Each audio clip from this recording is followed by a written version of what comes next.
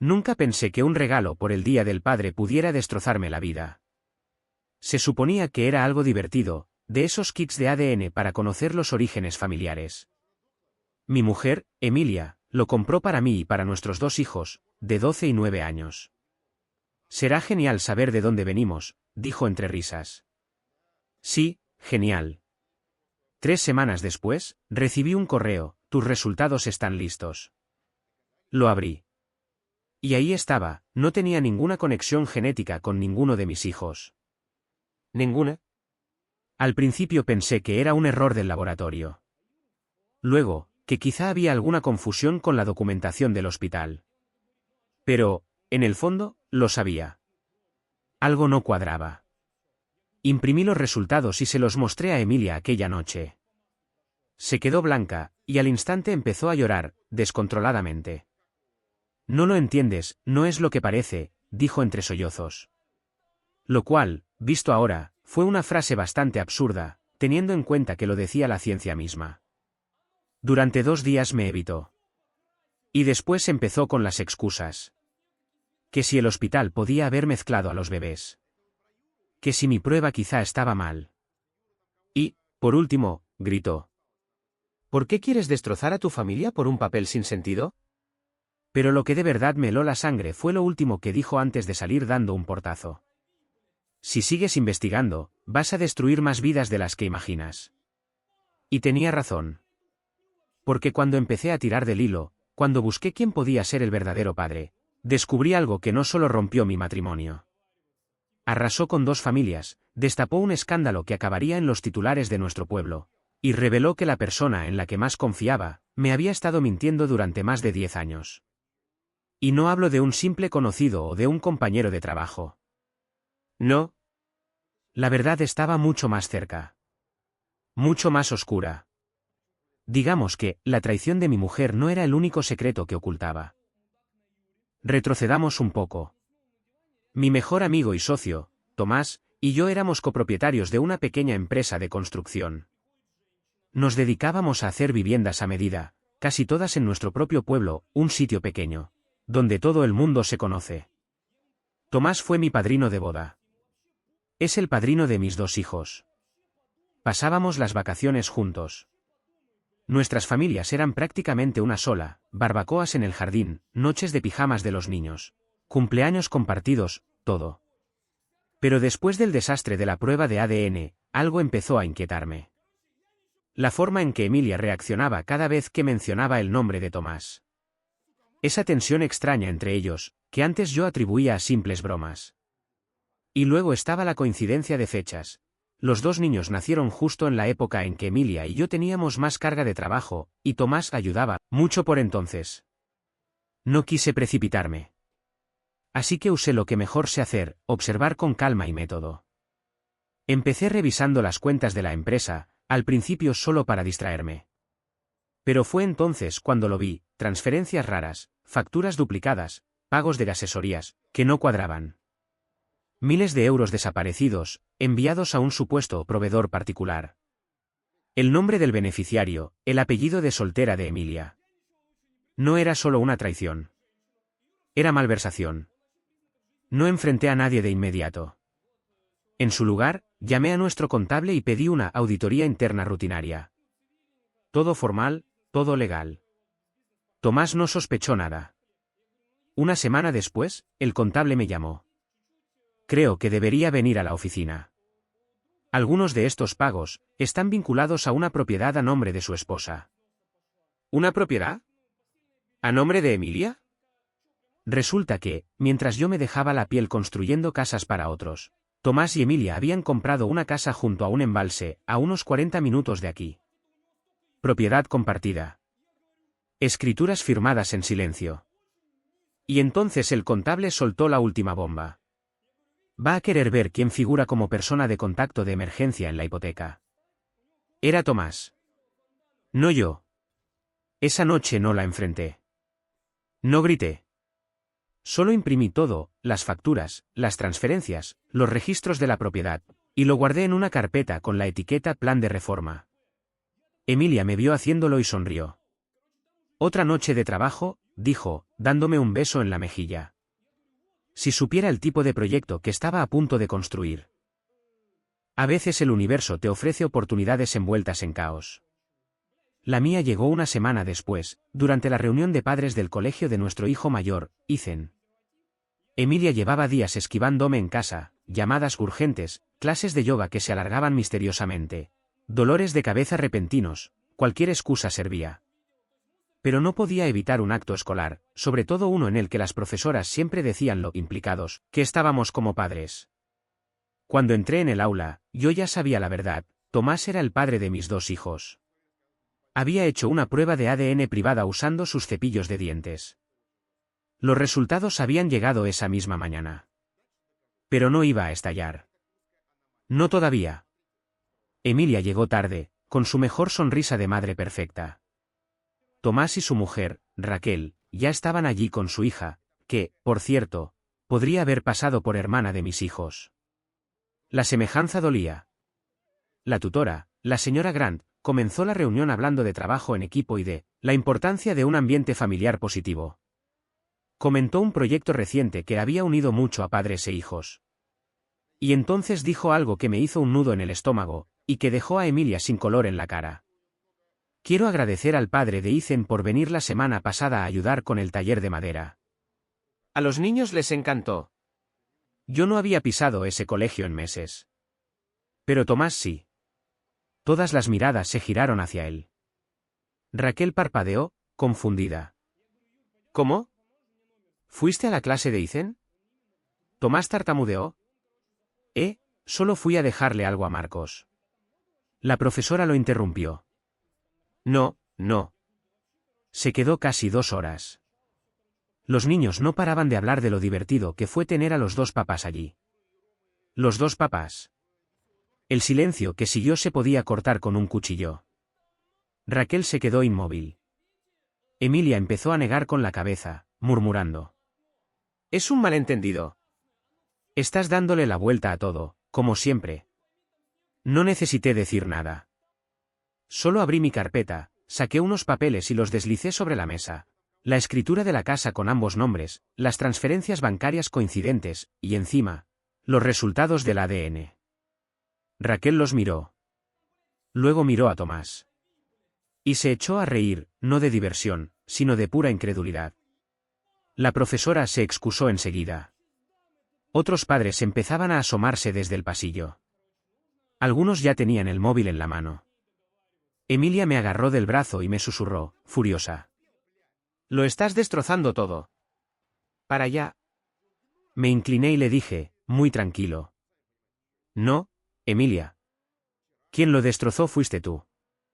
A la mañana siguiente, alguien publicó una foto de la reunión en Facebook.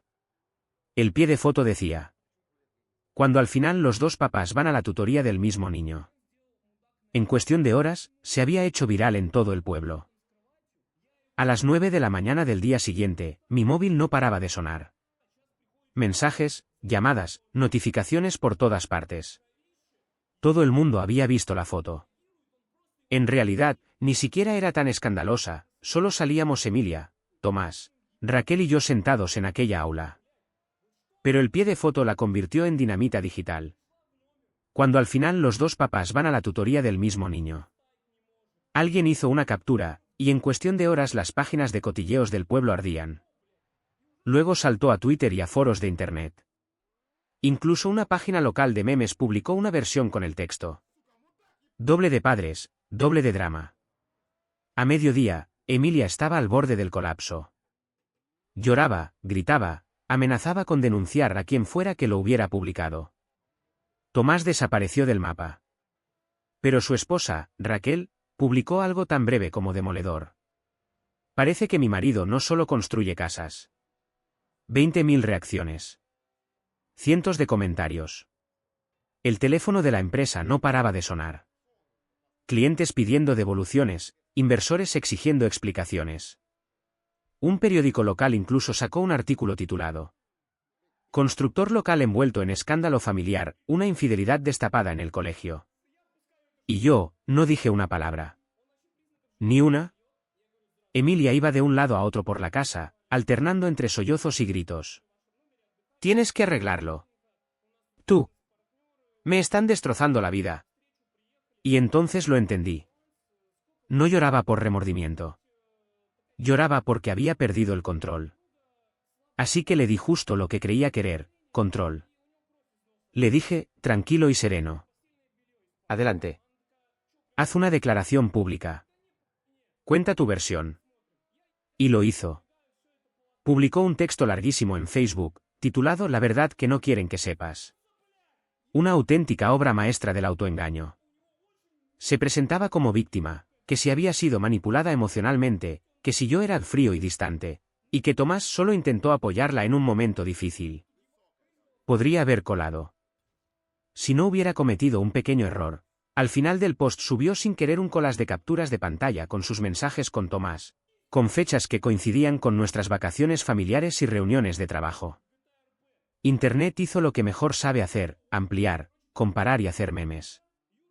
Alguien rodeó una de sus frases, no puedo dejar de pensar en lo de anoche en la casa del embalse Corazón Rojo, y la combinó con el eslogan de nuestra empresa.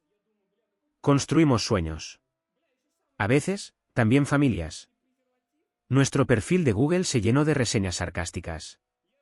La publicación de Emilia le salió tan mal que acabó saliendo en las noticias de la noche. A última hora del día, era tendencia en toda la provincia. No como víctima. Ni siquiera como infiel. Como un chiste. Pero lo que ella no sabía, lo que nadie sabía aún, era que yo no había terminado. La casa del embalse que había comprado a escondidas con Tomás. Digamos que estaba a punto de convertirse en el escenario del siguiente acto de esta historia. Y aquí es donde la cosa se puso interesante. Después del estallido en redes, Emilia entró en modo control de daños. Llamaba a abogados, a conocidos del mundo de la comunicación, incluso a una prima suya que había hecho prácticas en una cadena de televisión. Cada frase empezaba igual. Tenemos que arreglar esto. Excepto que ya no había ningún tenemos. Yo iba 10 pasos por delante. ¿Recuerdas la casa del embalse que Emilia y Tomás compraron a escondidas? La que descubrí durante la auditoría de la empresa.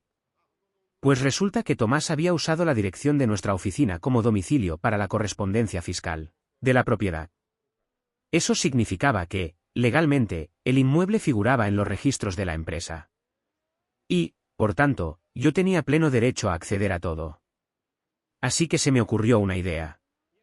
Puse el inmueble en venta, públicamente, como un evento de puertas abiertas. Anuncio incluido en portales inmobiliarios, con frases tipo visita exclusiva, prensa local invitada, todo perfectamente legal, ya que la propiedad estaba registrada a nombre de la sociedad que ambos coadministrábamos. Ni siquiera tuve que avisar a Emilia o a Tomás. Se enteraron por el mismo grupo de Facebook del barrio donde la habían puesto en evidencia la semana anterior. Su reacción fue la esperada, pura furia. «Me estás humillando otra vez. Esa es nuestra casa privada». «¿Nuestra?», le respondí. Qué curioso. No recuerdo haber firmado nada sobre eso. El día del evento, la asistencia fue impresionante. Agentes inmobiliarios, vecinos curiosos, reporteros locales, todos querían ver de qué iba el asunto. Me aseguré de que la casa estuviera impecable, con un pequeño detalle añadido, un discreto tablón junto a la cocina, con el cartel Inspiración del proyecto. En él colgué copias a color de las facturas falsas, la escritura de la casa, las transferencias bancarias coincidentes, y la guinda del pastel, una versión censurada del informe de ADN. Nada ilegal. Solo, información verificada. La gente murmuraba. Las cámaras hacían clic. Un periodista reconoció a Emilia y empezó a grabar. Tomás llegó tarde, intentando aparentar serenidad de empresario. Emilia iba detrás, con gafas de sol dentro de casa y una sonrisa temblorosa. Cuando Tomás exigió que cancelara todo, le entregué una carpeta y le dije, con total calma. Tranquilo, ya está todo solucionado. La empresa es tuya ahora. Dentro tienes la documentación de la transferencia. Se quedó helado. ¿Qué es esto? Tu parte de la compañía, respondí, lo bastante alto para que lo oyeran las cámaras. Y también los informes de la auditoría. Pensé que te gustaría tenerlos, incluyen cada transacción relacionada con tus pequeñas inversiones paralelas. Tomás se quedó blanco, como si hubiera visto un fantasma. Emilia le agarró del brazo, susurrándole entre dientes. Di algo, por favor. Y lo dijo. En voz alta. Tú dijiste que habías borrado esos pagos. Silencio absoluto. Las cámaras seguían grabando. Emilia soltó un grito ahogado. Tomás. No aquí. Demasiado tarde. A las pocas horas, el clip ya estaba en todas partes. Título en redes. El matrimonio constructor se derrumba en plena jornada de puertas abiertas. Su reputación profesional, destrozada. Sus familias, fracturadas. Su secreto, ahora, dominio público. ¿Y yo? Salí tranquilo, sin mirar atrás. Solo di una breve declaración a la prensa. Solo estoy limpiando el desastre. Pero esto no había terminado. Ni de lejos. Porque aunque el mundo por fin había visto la verdad, Emilia todavía creía que podía manipular la historia. Intentó hacerse la víctima, diciendo que yo usaba su nombre para ganar simpatía. Lo que ella no sabía era que estaba a punto de llevar esto de cotilleo local a escándalo nacional. Después del desastre de la Casa del Lago, la historia se salió por completo de nuestro pequeño pueblo. Primero la recogieron los medios locales, y al día siguiente una cadena regional emitió un reportaje titulado De socios a enemigos, el escándalo que construyó y hundió una empresa. La cara de Emilia estaba en todas partes, borrosa en algunas emisiones, en primer plano en otras. Y justo cuando el ruido mediático empezaba a apagarse, hizo lo que hacen siempre los narcisistas. Intentó recuperar el control. Aceptó una entrevista. Y no una cualquiera, consiguió colarse en un programa matinal de televisión, de esos que mezclan prensa rosa con actualidad. Los productores me llamaron también, buscando una visión equilibrada. Rechacé amablemente, pero pedí una cosa, que grabaran antes y después del segmento oficial. Aceptaron. Verás, Emilia tenía un problema. Podía fingir lágrimas, arrepentimiento o serenidad, pero la verdad no se le daba tan bien. Cuando se emitió la entrevista en directo, entró al plató como si fuera una santa. Empezó fuerte.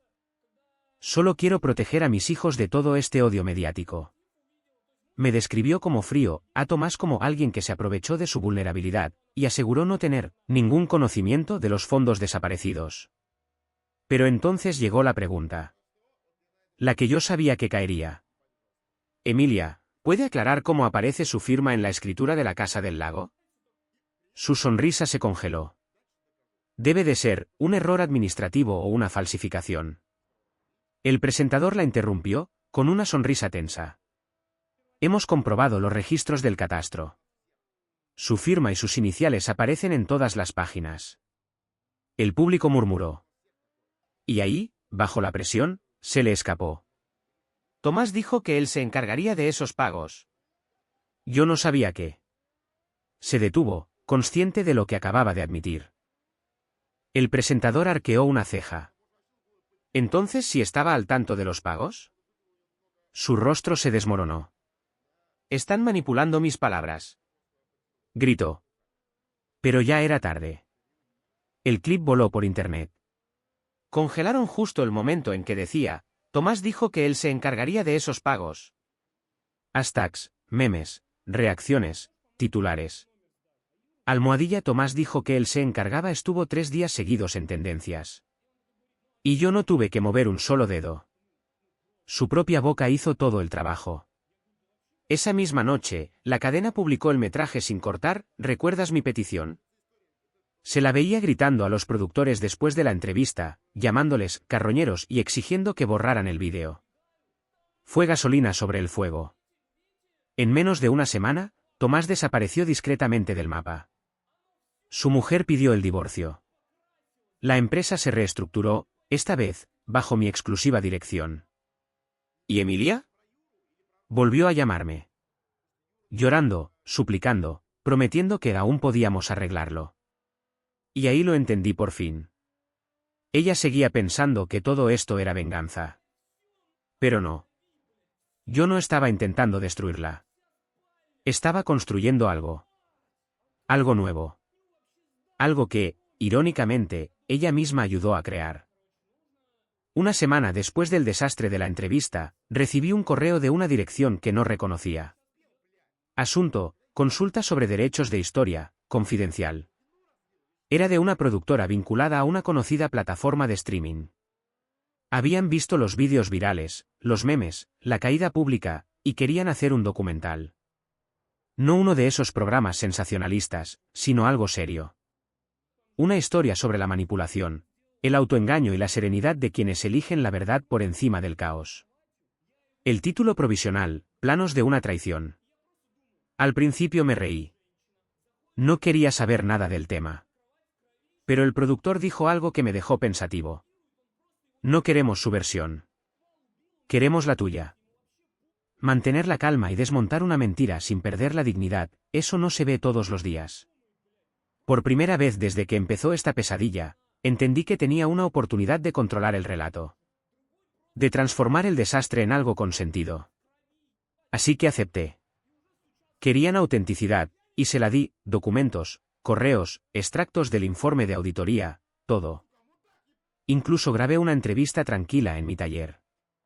Sin drama, sin lágrimas. Solo hechos. Por supuesto, contactaron con Emilia para pedir su testimonio. Y, como era de esperar, aceptó. Y, también como era de esperar, no pudo evitar hacerlo todo sobre sí misma. El primer día de rodaje apareció vestida de blanco. ¿Sutileza? Ninguna, y pasó 2 horas hablando de patriarcado emocional, opresión sentimental y una sociedad que castiga a las mujeres por sentir demasiado. El director me llamó después y me dijo: nunca había visto a alguien cavarse su propia tumba con tanta elegancia. Cuando salió el tráiler 2 meses más tarde, fue un terremoto. El montaje era despiadado, sus contradicciones, sus lágrimas ensayadas, y el contraste con mi tono tranquilo, casi clínico. La última escena del avance. Emilia gritando: no sabes lo que es vivir con alguien que siempre tiene razón. Y fundido a negro. La gente quedó enganchada. En una semana, el tráiler superó 4 millones de visualizaciones. Los comentarios inundaron las redes. La paciencia de este hombre es inquietantemente satisfactoria. Ella sería capaz de manipular hasta una alarma de incendios. La venganza de la inteligencia. Y cuando el documental se estrenó, no solo destapó la historia entre Emilia y Tomás. Contó algo más grande: cómo las mentiras pueden contagiar a toda una comunidad cuando la apariencia importa más que la verdad. Terminaba conmigo, de pie junto a una obra en construcción, mientras una voz en off decía: la confianza no se reconstruye. Pero uno mismo, sí. Ya no era venganza. Era arte. Emilia, claro, intentó demandar. Alegó difamación. Los abogados de la plataforma se rieron en su cara: todo estaba verificado y legalmente obtenido. Pero la historia no acababa ahí. Porque a mitad del rodaje descubrí un último secreto que Emilia jamás imaginó que saldría a la luz, algo que unía todas las piezas y dejó incluso a los productores sin palabras. Y ese giro final. Digamos que cambió no solo la forma en que el mundo la veía a ella, sino la manera en que el mundo me recordaría a mí. Podrías pensar que, después del documental, de las demandas y de los memes, después de que su reputación quedara reducida a cenizas, ya no habría nada más que descubrir. Pero Emilia aún guardaba un último secreto. Y lo había enterrado muy hondo. Todo empezó cuando el equipo del documental me pidió material de archivo. Fotos antiguas, documentos de la empresa, cualquier cosa que humanizara la historia. Mientras revisaba los archivos digitales, encontré una antigua carpeta compartida en el servidor de la empresa. Casi todo era rutinario: facturas, licencias, declaraciones de impuestos. Hasta que di con una carpeta llamada personal. No era mía. Dentro había cartas escaneadas, correos electrónicos, y lo más extraño, una declaración firmada por Raquel, la exmujer de Tomás. La fecha me heló la sangre: 2 años antes de que el asunto saliera a la luz. La carta empezaba así: Emilia, esta es mi última advertencia. Si no dejas de contactar con él, se lo contaré todo a Marcos. Me quedé paralizado. 2 años antes. Eso significaba que no solo llevaban una década de engaños. Ya los habían descubierto una vez. Y Raquel había intentado callarlo para proteger a los niños. Pero había más. Adjunto a la carta, un documento notarial. Un préstamo entre nuestra empresa y el fondo familiar del padre de Raquel. Tomás había tomado prestados 50.000 euros para gastos de expansión. La firma de la aprobación del socio. Emilie. No la mía. Había firmado haciéndose pasar por mí. Una falsificación perfecta. Ahí estaba la pieza que faltaba. La explicación a los movimientos extraños, a los pagos duplicados, a los números que nunca cuadraban. No solo me había traicionado, había cometido fraude en mi nombre. Y Tomás lo había permitido. Contacté discretamente con nuestro despacho jurídico, les expliqué todo. Confirmaron lo que ya temía, no solo era un delito, sino que además me correspondía la restitución total y la propiedad de todo lo vinculado a ese préstamo fraudulento, incluida la casa del embalse. Pero no lo hice público. Todavía no. En lugar de eso, entregué los documentos a los productores del documental. Fuera de cámara. Cuando vieron la carta, se quedaron sin palabras. ¿Me estás diciendo que falsificó documentos financieros, y que la exmujer lo sabía? Exactamente, respondí. E intentó advertirla. Aquello lo cambió todo. Los productores reestructuraron el último acto del documental. Dejó de ser una simple historia de infidelidad para convertirse en algo mucho más profundo. Un estudio sobre la manipulación, la codicia y la sombra larga del engaño. Cuando el documental se estrenó, esa parte cayó como un martillazo. Incluyeron incluso la declaración grabada de Raquel, su voz temblando mientras decía. Intenté detenerlos. Emilia me dijo que Marcos nunca creería a una mujer antes que a su mejor amigo.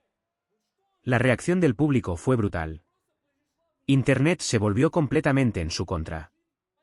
La simpatía desapareció de golpe. Incluso sus propios padres publicaron un comunicado pidiendo disculpas por sus actos y por el daño causado. La plataforma de streaming lo resumió en un tuit que se volvió viral.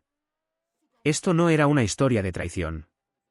Era una historia de exposición, de la que provoca la luz del sol sobre lo podrido. En cuanto a Emilia, desapareció por completo de las redes. Ni publicaciones, ni declaraciones, nada. Su último mensaje para mí fue un simple texto. Ya tienes lo que querías. Espero que estés satisfecho. No le respondí. Porque se equivocaba. No obtuve lo que quería. Obtuve lo que era justo. Pero la historia aún no había terminado. Porque el giro más grande, el que nadie vio venir, llegó unos meses después. Y no ocurrió en un juzgado, ni en internet, ni en la televisión. Ocurrió en un gimnasio de colegio. La vida se había vuelto extrañamente silenciosa después del documental. Sin caos, sin titulares, sin abogados. Solo silencio.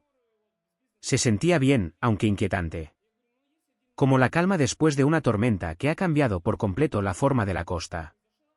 Una tarde recibí un correo del colegio. Noche de agradecimiento a padres y profesores, entrega de premios a la comunidad. Era el mismo colegio donde empezó todo.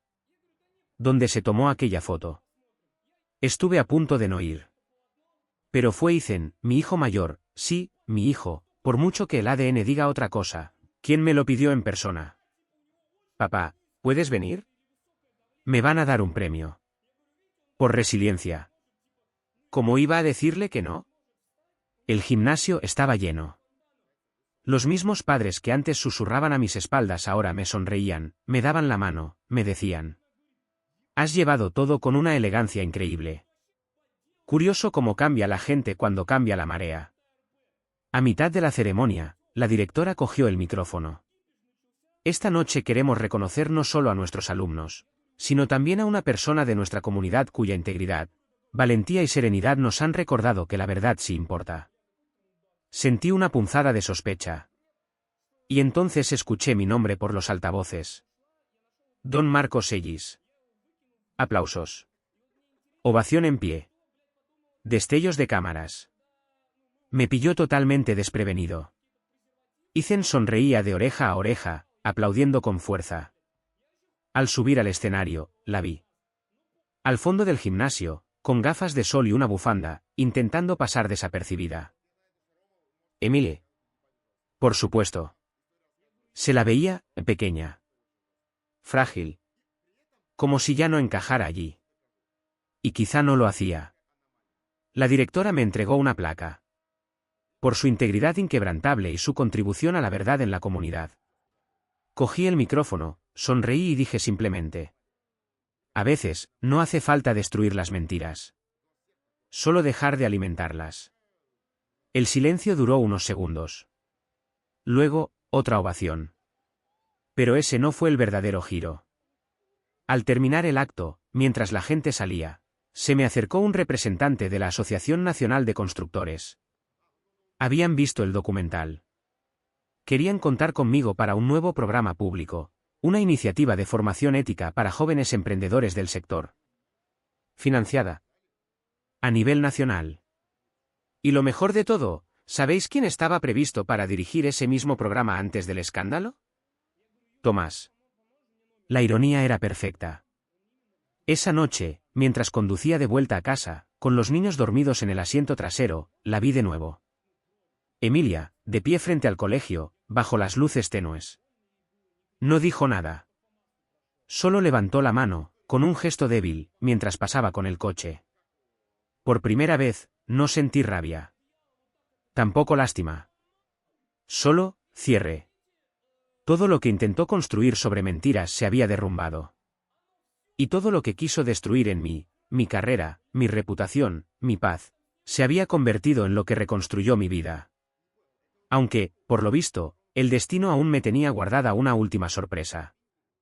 Una que le daría a toda esta historia un final que ni yo mismo habría podido escribir. Llegó una mañana de domingo, tranquila, sin drama.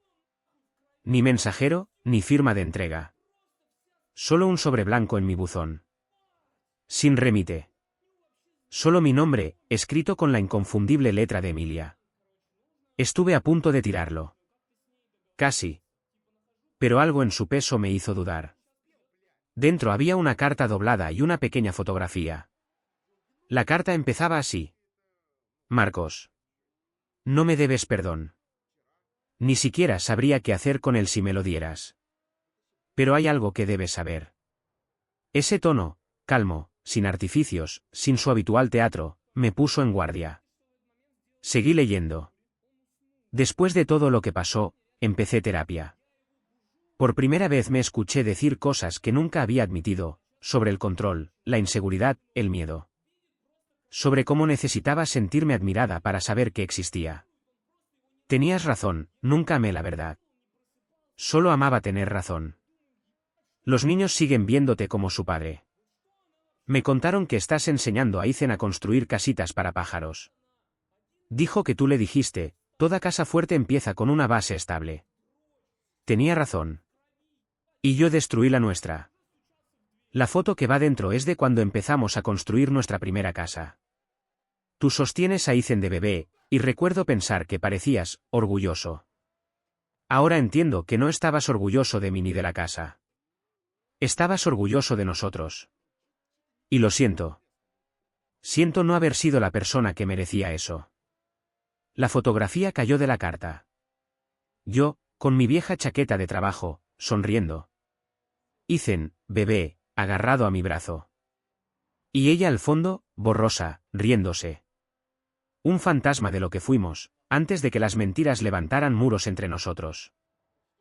La carta terminaba con: una vez me dijiste, la verdad no es venganza, es liberación. No lo entendí entonces. Ahora sí. Me marcho del pueblo, para siempre. A un sitio donde nadie conozca mi nombre. Cuida de los niños.